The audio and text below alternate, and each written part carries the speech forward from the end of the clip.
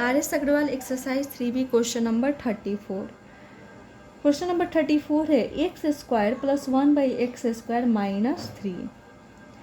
यहाँ पर हमें एक पोलिनोमियल गिवन है यानी इसे हमें फैक्टराइज करना है।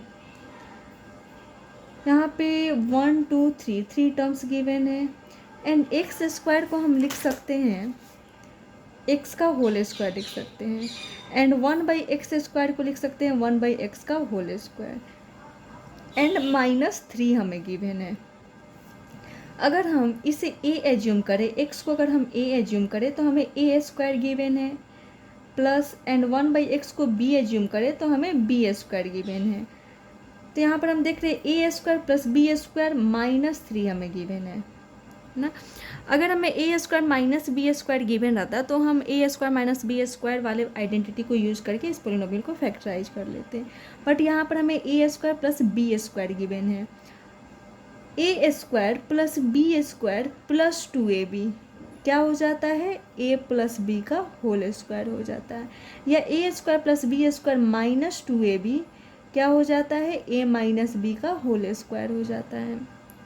तो यहाँ पर हमें a² प्लस b² गिवन है। अगर हमें 2ab मिल जाए तो हम क्या कर सकते हैं a प्लस b का होल स्क्वायर या a माइनस b का होल स्क्वायर वाले आइडेंटिटी को यूज कर सकते हैं। तो सबसे पहले हम देख लेते हैं कि इन दोनों टर्म के बेसिस पर 2ab क्या हो सकता है ना, क्योंकि a² प्लस b² हमें गिवन है तो 2ab क्या होना चाहिए। तो हम यहाँ पे 2ab चेक कर लेते हैं क्या होगा। 2 इंटू a क्या है यहाँ पर x है, b क्या है 1/x है, x से x कैंसिल क्या बच गया 2 बच गया। इट मीन्स कि इन दोनों टर्म के बेसिस पर 2ab क्या होना चाहिए 2 होना चाहिए है ना। अगर माइनस 2ab रहता तो माइनस 2 होता, बट यहाँ पर हमें 2 गिवन नहीं है, माइनस 3 गिवन है। माइनस 3 को हम ब्रेक कर सकते हैं -2 -1 में, बिकॉज -2 -1 क्या हो जाएगा -3 हो जाएगा एंड हमें 2 चाहिए जो कि यहाँ पर अवेलेबल है। तो हम क्या करेंगे -3 को -2 -1 के फॉर्म में लिख देंगे।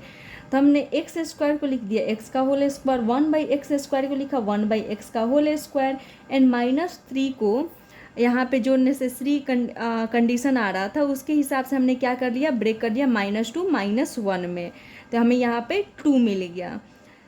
तो अब यहाँ पर हम क्या कर लेते हैं 2 को यहाँ पे -2 जो है उसे हम रिप्रेजेंट कर देते हैं कि -2 2ab को रिप्रेजेंट कर रहा है, -2ab को रिप्रेजेंट कर रहा है।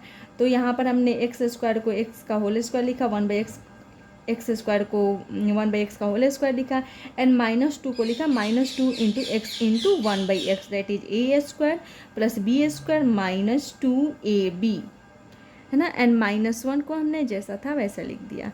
अब हम इन तीनों टर्म के बदले, इट मीन्स कि हम इन तीनों टर्म के बदले क्या लिख सकते हैं x माइनस 1/x का whole square, because x² plus y² minus 2ab क्या होता है a माइनस b का होल स्क्वायर होता है ना।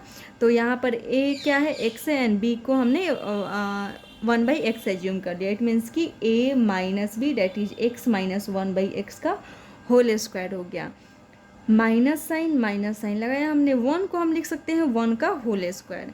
ऐसा हमने इसलिए किया क्योंकि यहाँ पे देख रहे हैं कि फर्स्ट टर्म का तो स्क्वायर हमने ऑब्टेन कर लिया, अगर यहाँ वाले टर्म का भी स्क्वायर हो जाए एंड यहाँ पर हमें माइनस साइन गिवन है तो हम a² माइनस b² वाले आइडेंटिटी को यूज कर सकते हैं। तो यहाँ पे फर्स्ट टर्म का स्क्वायर हो गया, सेकेंड टर्म का स्क्वायर हो गया, माइनस साइन हो गया है ना।